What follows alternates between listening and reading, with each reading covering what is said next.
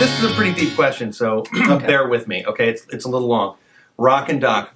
Hi, guys. I hope this question fits into your recovery format. Of course it will. Yeah. I'm really worried about my husband's drinking. He finally was convinced to go into treatment, but he dropped out. Then he went missing for 24 hours. Not uncommon. No. Not uncommon. That sounds not good. No. So far. Good things generally don't happen. Let's see what happens here. Today I found him in a liquor store parking lot with several empties passed out in his car. I don't think I can take it anymore. I've helped him keep his job. Apparently she's enabling him. I've helped him keep his job. I've protected him from our friends seeing the truth. That's pretty common too. Truth about him. And our kids are really, really upset. Wow. I feel like giving up. How can I convince him to get back into treatment? Wow. Wow. Who's that from? I'm sorry. That's from Rhonda G. Rhonda. So, hey, Rhonda. Rhonda, I'm so glad you're writing in. That's a great question. That's a tough question. That's a tough question. Yeah. That's why I'm going to pass on and let you do the first crack. I got this. Okay, so first of all, being in recovery, I have the I'm the guy that went missing for a day. You know, I'm that guy. Really, you actually did that? Well, yeah, actually I did. Yeah. But 24 hours was short. Wow. I'd go for like 2 or 3 days at a time. Okay. Because I was in a studio and I could disappear into my job. But I can speak to the question from the side of the person who's being enabled. Yeah. Being enabled allowed me to continue my process. It allowed me to sink deeper into my addiction, to have less consequences from drinking, for the things that I was doing. You know, it allowed me to get worse and worse and worse, because I think my wife just sort of went, well, you know, he's okay. If I just let him alone, he'll find his way, and, you know, covering the bills and all that stuff. And what happened to me was I was allowed to go a lot farther than maybe I would have had she said, look, you got to go. Or, you know, this is it. I'm done. You know, you either get help or you can leave. And so is that a kind of a firm boundary? Yeah. Just like this is the way it is. It probably would have been helpful. Yeah. If somebody would have done that for me.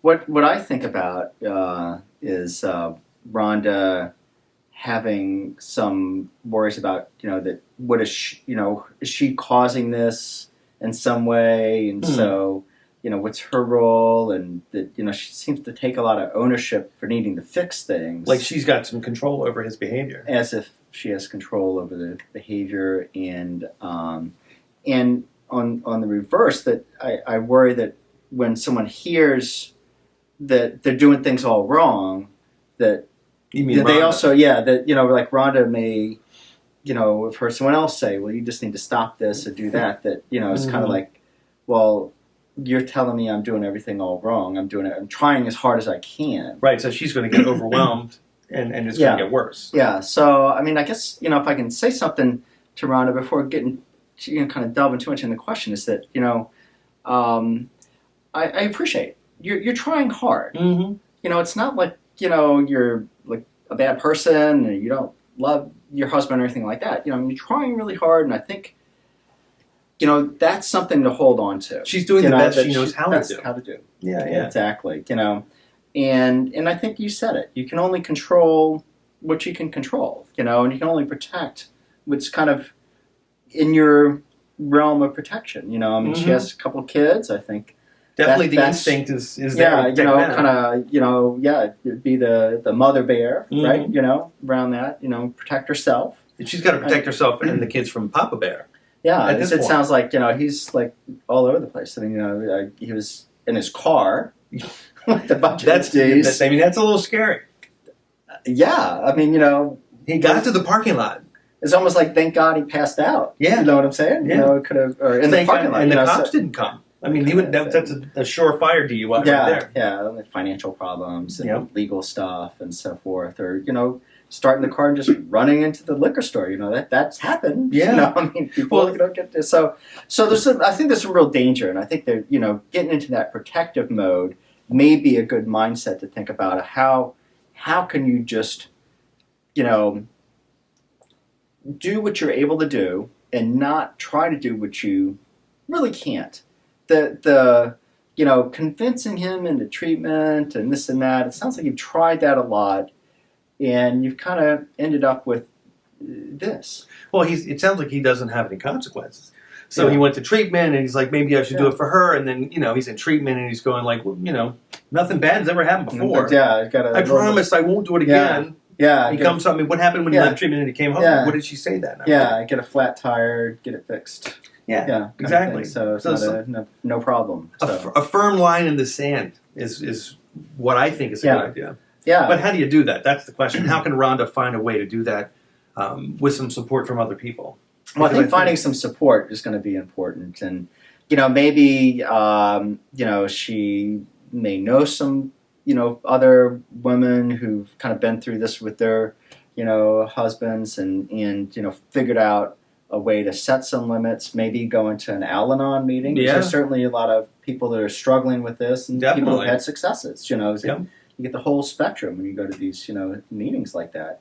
But finding out, getting some supports, and I think ultimately it's really going to be you allowing or not allowing certain things, and having someone around your kids that's dangerous, I think it's a bad idea. I agree. And that would be an easy A one. dangerous idea. Yeah, just you can't be around, until Yeah. you with this happening. So Yeah, Rhonda, I mean, maybe he needs to get a separate place separate place, move in with a friend, or for a short period of time Yeah, until he gets stable. yes, yeah. So that may be kind of a wake up, but Just that is so hard to do, and I just want to say that I can honestly say that I recognize how difficult that is. Yeah. And she's gonna have to really decide that this is what she wants to do.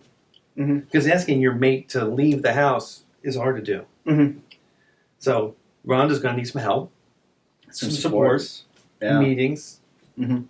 a therapist maybe. I think that probably to help, because there's going to be a lot of guilt and Mhm. stuff. To be able to Yeah. sort of walk through it. Walk through it. So that's kind of what I'm thinking, Rhonda. And I mean, hopefully this is helpful. You gotta. It ain't an easy road you gotta have. No. I don't think. Yeah. So It's not gonna be easy for him, and it's not Yeah. gonna be easy for her or the Yeah. kids. Yeah. So the more Yeah. the more help can happen, and maybe when he gets sober, some family therapy. Yeah. I Something think that's so. going to help tie it together. Yeah, because there's something about the interaction that's lasted in the however long the marriage has lasted that has been in a way supporting husband not doing so well. I mean, the friends, it must be going on for a while because she's protected him from their friends. Right. So that must be some lengthy Mm-hmm. thing. Could be. Yeah. So Well, we wish you luck, Rhonda. We are pulling for you. wish you luck. Find some supports. They're definitely out there. Mm-hmm. And you have our support for just drawing firm boundary and keeping you and your kids safe. Yeah, and let us know what happened. Yeah. So right. and that's something we want to hear how things go with the people that we talk about. Absolutely. So please don't forget to let us know. You guys were awesome. You guys sucked. Whatever you think, let's hear it. Yeah. Or Lay your you're hearts out awesome, there. Suck, or the other way around. Right. Or our director was great or horrible. Yeah. Whatever. All right. So, Rhonda, again, best of luck. Yep, absolutely. And we'll talk to you guys later. Catch you on the flip side. Okay.